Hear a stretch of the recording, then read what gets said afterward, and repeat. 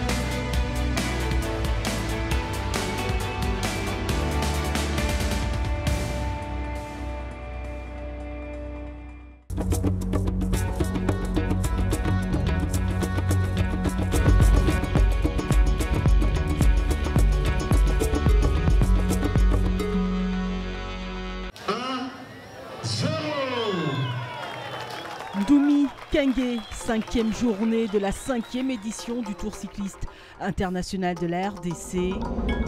À 2 étapes de la fin, les 11 équipes en présence ont à parcourir 120 km. Sans doute l'une des étapes les plus difficiles de cette édition, parce qu'aujourd'hui, ça grimpe un peu. Alors, sur le plat, de nombreux coureurs tentent déjà de mieux se positionner. Avec la première victoire africaine hier, celle du Burkinabé Aziz Nikema, les coureurs du continent sont de plus en plus motivés. Chacun veut laisser sa trace durant cette 5e édition. Mais c'est sans compter avec l'équipe franco-belge qui détient le maillot jaune et qui a toujours à cœur de rythmer la course. Les bords des routes sont animés par les spectateurs venus nombreux, heureux de sentir de près les coureurs. Quelques kilomètres plus tard, une dizaine de coureurs arrivent à se détacher. Ils vont prendre quelques mètres d'avance sur le groupe maillot jaune. Mais la tentative d'échapper ne tiendra pas. Le peloton est de nouveau groupé. Les Congolais, à la recherche d'une première victoire d'étape, se déploient devant leurs supporters qui tentent de les pousser au-delà de leurs limites. Des efforts qui malheureusement ne seront pas récompensés aujourd'hui puisque cette étape est neutralisée pour des raisons d'arrivée tardive. La victoire d'étape ne comptera donc pas au général. Un classement général qui ne change donc pas avec un maillot jaune, James Brendan Cole, qui a toujours plus d'une minute d'avance sur le deuxième, le Hollandais Neil Lorenz. Être au cœur du Tour, c'est bien évidemment vivre la course, mais ce sont aussi d'extraordinaires rencontres et de très jolies découvertes.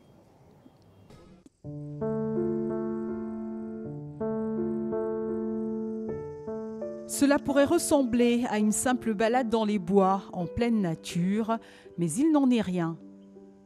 On est au sein du jardin botanique de Kisantu, créé en 1900 par le frère Justin Gillet, de la congrégation des Jésuites.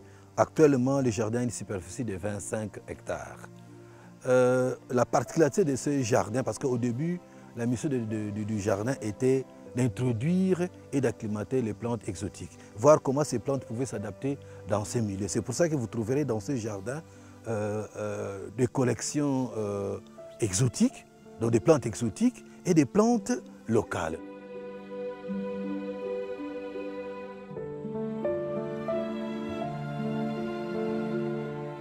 Ici, nous sommes dans la serre, dans laquelle il y a la collection de plantes grasses. Et nous pensons même que c'est la plus grande collection de plantes grasses au niveau de l'Afrique centrale.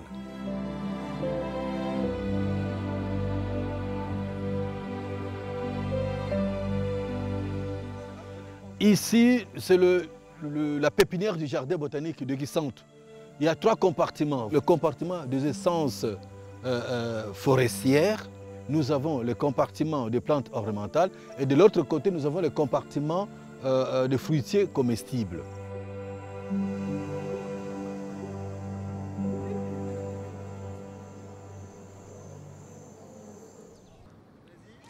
Toutes ces belles rencontres, vous pouvez continuer à les suivre sur tv5monde.com, mais également sur les réseaux sociaux. À demain, salut!